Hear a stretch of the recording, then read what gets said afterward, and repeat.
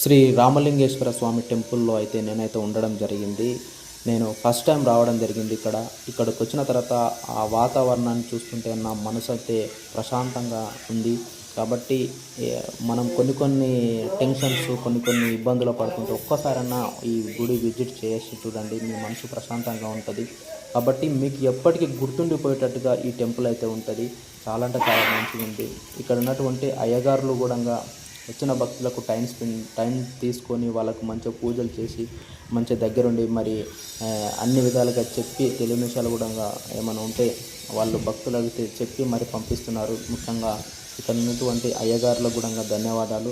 నాకంటే చాలా చాలా బాగా నచ్చింది. ఈ గుడిని కూడా మీరు ఎవరైనా చూడకపోతే ఖచ్చితంగా ఈ గుడిని ఒక్కసారి దర్శనం చేసుకోండి.